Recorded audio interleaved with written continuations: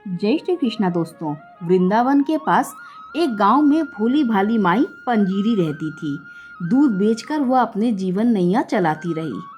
वह मदन मोहन जी की अनन्य भक्त थी। ठाकुर मदन मोहन लाल भी उससे बहुत प्रसन्न रहते थे। वे उसे स्वप्न में दर्शन देते और उससे कभी कुछ खाने को मांगते, कभी कुछ। पंजीरी उस दिन ही उन्हें वह चीज़ बनाकर भेंट करती। वह उनकी दूध की सेवा नित्य करती थी।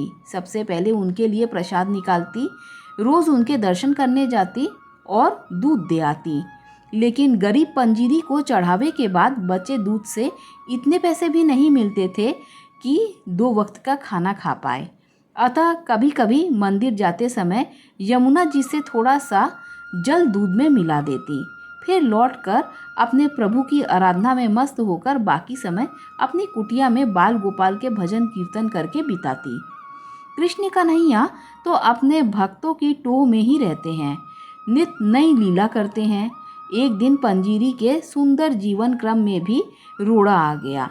जल के साथ साथ एक छोटी सी मछली भी दूध में आ गई और मदन मोहन जी के चढ़ावे में चली गई। दूध डालते समय मंदिर के गोसाई की दृष्टि पड़ गई। गोसाई जी को बहुत गुस्सा आ गया। उन्होंने दूध वापस कर दिया। पंजीरी को खूब डांटा फटकारा और मंदिर में उसका प्रवेश निषेध कर दिया। पंजीरी पर तो आसमान टूट पड़ा। रोती बिलखती घर पहुंची। ठाकुर, मुझसे बड़ा अपराध हो गया है, क्षमा करो। पानी तो रोज़ मिलाती हूँ, तुमसे कहाँ छिपा है। न मिलाओ तो गुजारा कैसे हो। और उस बेचारी मछली का भी क्या दोष, उस पर तो तुम्हारी कृपा हुई तो तुम्हारे पास तक पहुंची। लेकिन प्रभु, तुमने जो आज तक कोई आपत्ति नहीं की, प्रेम से दूध पीते रहे। फिर ये गोसाई कौन होता है मुझे रोकने वाला। और मुझे ज़्यादा दुख इसीलिए है कि तुम्हारे मंदिर के गोसाई ने मुझे इतनी खरी खोटी सुनाई और तुम कुछ नहीं बोले। ठाकुर, यही मेरा अपराध है, तो मैं प्रतिज्ञा करती हूँ कि तुम अगर रूठे रहोगे, मेरा चढ़ावा स्वीकार नहीं करोगे, तो मैं भी अन्न जल नहीं करूँगी ग्रहण। यही प्राण त्याग दूंगी। भूखी प्यासी रोते रोते शाम हो गई। तभी पंजीरी के कानों में एक मधुर कंठ सुनाई दिया, माई, ओ माई। उठी तो दरवाजे पर देखा कि एक सुदर्शन किंतु थका हारा सा एक किशोर कुटिया में झांक रहा है। कौन हो बेटा? मैया ब्रिजवासी हुई हूँ, मदन मोहन के दर्शन करने आया हूँ। बड़ी भूख लगी है, कुछ खाने को मिल जाए तो तुम्हारा बड़ा आभारी रहूँगा। पंजीरी के शरीर में ममता की लहर दौड़ गई। कोई पूछने की बात है बेटा, घर तुम्हारा है। न जाने तुम कौन हो जिसने आते ही मुझ पर ऐसा जादू बिखेर दिया है। बड़ी दूर से आए हो क्या? क्या खाओगे? अभी जल्दी से बना दूंगी। अरे मैया, इस समय क्या रसोई बनाओगी? थोड़ा सा दूध दे दो, वही पीकर सो जाऊंगा। दूध की बात सुनते ही पंजीरी की आंखें डबडबा आई। फिर अपने आप को संभालते हुए बोली, बेटा दूध तो है पर सवेरे का है, ज़रा ठहरो, अभी गैया को सहलाकर थोड़ा सा ताज़ा दूध दूध देती हूँ। अरे नहीं मैया, उसमें समय लगेगा, सवेरे का भूखा प्यासा हूँ। दूध का नाम लेकर तूने मुझे अधीर बना दिया है। अरे वही सुबह का दे दो, तुम बाद में धूती रहना। डबडबाई आंखों से बोली, थोड़ा पानी मिला हुआ दूध है। अरे मैया, तुम मुझे भूखा मारोगी क्या? जल्दी से दूध छान कर दे दो, वरना मैं यहीं प्राण छोड़ दूंगा। पंजीरी को बड़ा आश्चर्य हुआ कि ये बालक कैसी बात कर रहा है। दौड़ी दौड़ी गई और झटपट दूध दे दिया। दूध पीकर बालक का चेहरा खिल उठा। मैया, कितना स्वादिष्ट दूध है। तू तो यूं ही न जाने क्या क्या बहाने बना रही थी।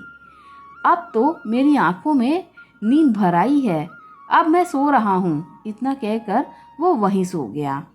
पंजीरी को फुर्सत हो गई तो दिन भर की थकान, दुख और अवसाद ने उसे फिर घेर लिया। जाड़े के दिन थे, भूखे पेट उसकी आंखों में नींद कहाँ आती। जाड़ा बढ़ने लगा तो अपनी ओढ़नी बालक को ओढ़ा दी। दूसरे पहर जो आंख लगी कि ठाकुर श्री मदन मोहन लाल जी को सम्मुख खड़ा पाया। ठाकुर जी बोले, मैया मुझे भूखा मारेगी क्या? गोसाई जी की बात का बुरा मानकर रूठ गई। खुद पेट में अन्न का एक दाना तक न डाला और मुझे दूध पीने को कह रही है। मैंने तो आज तेरे घर आकर दूध पी लिया, अब तू भी अपना व्रत तोड़कर कुछ खा पी ले। और देख, मैं रोज़ तेरे दूध की प्रतीक्षा में व्याकुल रहता हूँ, मुझे उसी से तृप्ति मिलती है। अपना नियम कभी मत तोड़ना। गोसाई भी अब तेरे को कुछ ना कहेंगे। दूध में पानी मिलाती हो तो क्या हुआ, उससे तो दूध जल्दी हजम हो जाता है। अब उठो और भोजन करो। पंजीरी हड़बड़ा कर उठी, देखा कि बालक तो कुटिया में कहीं नहीं था। सचमुच लाला ही कुटिया में पधारे थे। पंजीरी का रोम रोम हर्षोल्लास का सागर बन गया।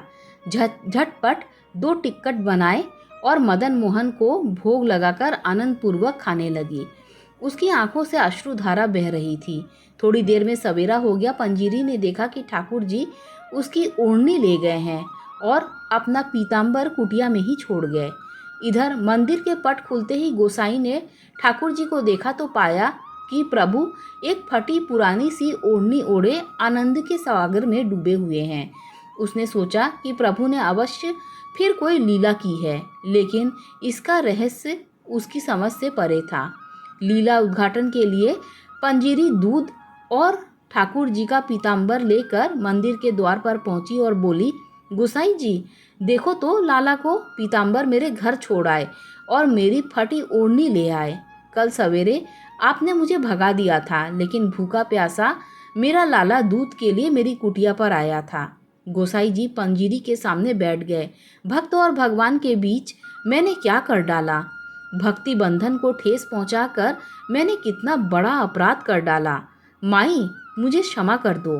पंजीरी बोले, गोसाई जी, देखिए तुमने लाला की चतुराई, अपना पीताम्बर मेरी कुटिया में जानबूझकर छोड़ दिया और मेरी फटी चिथड़ी ओढ़नी ले आए।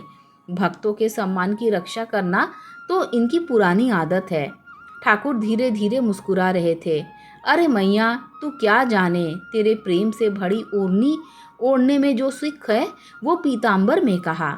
जय हो बांके बिहारी, श्री बांके बिहारी लाल की जय। जय श्री राधे।